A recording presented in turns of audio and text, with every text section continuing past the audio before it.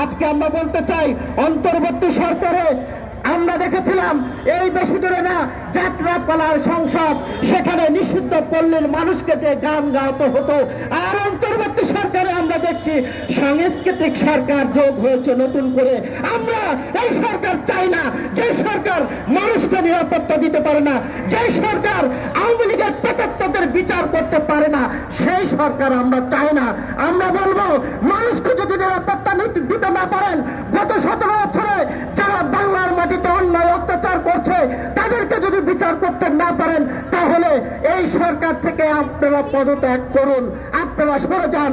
যদি সরে না যান, তাহলে বাংলাদেশের মানুষ পাকিস্তানকে কিভাবে প্রতিহত করেছিল, ভারতের প্রেতাত্মাদেরকে কিভাবে প্রতিহত করেছিল, ভারতের 1 নম্বর প্রেমিক শেখ হাসিনাকে কিভাবে তাড়িয়েছে, সেটাও আপনাদেরকে বুঝতে হবে। আপনারা প্রশাসনে, বিচারালয়, সচিবালয় সব জায়গায় আওয়ামী লীগের প্রেতাত্মা রেখে রাষ্ট্র সংস্কার এবং জাতীয় নির্বাচন করার চেষ্টা করছেন, তা হবে না। কিন্তু ইতিমধ্যে আমরা বুঝতে পারছি এই সরকার আওয়ামী লীগের সাথে তলে তলে যোগাযোগ করছে। যদি তলে তলে যোগাযোগ না থাকতো, তাহলে শেখ পরিবার কাউকে তারা গ্রেফতার করতে পারে নাই। এটাই হলো এই সরকারের ব্যর্থতা। এদেশের মানুষের আশা ছিল আর রাজপথে আসবো না, আর টিভি টক সাথে কথা বলবো না। এই সরকার জনগণের সরকার, কাজেই গত 17 বছরে যারা লুটপাট করেছে, গুম করেছে, খুন করেছে, তাদের বিচার করবে। কিন্তু আমরা দেখছি এই ডক্টর ইউনূস সহ অন্তর্বর্তী সরকারে যারা আছেন, তারা তলে তলে আওয়ামী লীগের সাথে যোগাযোগ করছে, আওয়ামী লীগকে পুনর্বাসন করার চেষ্টা করছে। আমরা তাদেরকে হুঁশিয়ারি করে দিতে চাই, বাংলার মাটিতে আওয়ামী লীগের রাজনীতি এবং আওয়ামী লীগ ঘুরে দাঁড়াতে পারবে না। যতক্ষণ পর্যন্ত আওয়ামী লীগের গত 17 বছরের অপকর্মের বিচার না হবে, ততদিন এই দেশে আওয়ামী লীগ ঘুরে দাঁড়াতে পারে না। আমরা দেখেছি এই শেখ হাসিনা বড় হত্যাকারী, বাংলাদেশে সবচেয়ে 3টি বড় হত্যাকাণ্ড ঘটিয়েছে। একটা হলো শাপলা চত্বর, আরেকটা হলো বিজয় হত্যাকাণ্ড, আরেকটা হলো জুলাইয়ের ছাত্র জনতার হত্যাকাণ্ড। এই 3 হত্যাকারী, বড় হত্যাকারী আওয়ামী লীগের সভানেত্রী শেখ হাসিনা ভারতে বসে বাংলাদেশ নিয়ে ছিনিমিনি খেলার চেষ্টা করছেন, বাংলাদেশে অরাজকতা করার চেষ্টা করছেন।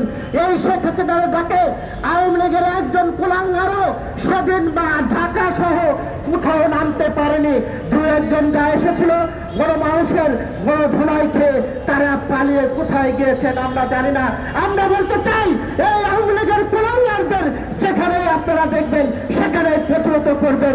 যদি প্রতিহত না করতে পারেন, তাহলে আকাশে যে রাজনৈতিক অন্ধকার, সেখান থেকে মুক্তি পাবো না।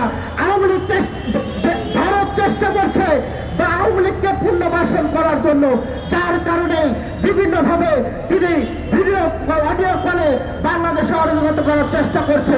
আমরা বলতে চাই যে খুনি শেখ হাসিনাকে সারা বিশ্ব আশ্রয় দিল না, কিন্তু আমরা দেখছি কসাই মোদী তাকে আশ্রয় দিয়েছে। আমরা কসাই মোদীকে বলতে চাই, শেখ হাসিনাকে যদি বাংলাদেশে ফিরিয়ে না দেওয়া হয়, তাহলে আমরা ভারতের বিরুদ্ধে আন্দোলন গড়ে তুলব।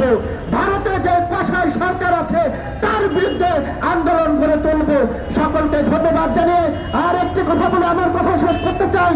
বন্ধুরা, আপনারা যে যেখানে থাকবেন ঐক্যবদ্ধ থাকবেন। আমাদের ঐক্য যদি বিনষ্ট হয়, তাহলে আওয়ামী লীগ আবার মাথাচাড়া দিয়ে উঠার চেষ্টা করবে। আর যদি ওঠে, তাহলে আমাদেরকে কচু কাটা কাটবে। গত 17 বছরে আমরা যখনই এই আওয়ামী লীগের অপরাধের বিরুদ্ধে কথা বলেছি, আমাদেরকে কারাগারে নিক্ষেপ করেছে, আমাদেরকে গুম করেছে, আমাদের হত্যা করেছে, আয়না ঘর তৈরি করেছে, অসংখ্য এই দেশে অসংখ্য কারিকলম তারা করেছে। আমি যেখানে দাঁড়িয়ে কথা বলছি, এখানে আমাদের চৌধুরী আলম ছিল, আজও পর্যন্ত তার লাশের সন্ধান পায়নি। কাজেই ঐক্য বিনষ্ট করার কেউ ষড়যন্ত্র করে সেটাও রেখে দিতে হবে। সবাইকে ধন্যবাদ জানিয়ে আমি আমার কথা শেষ করছি। দেখা হবে রাজপথে, কথা হবে স্লোগানে, হয় লাশ না ইতিহাস। আল্লাহ হাফেজ।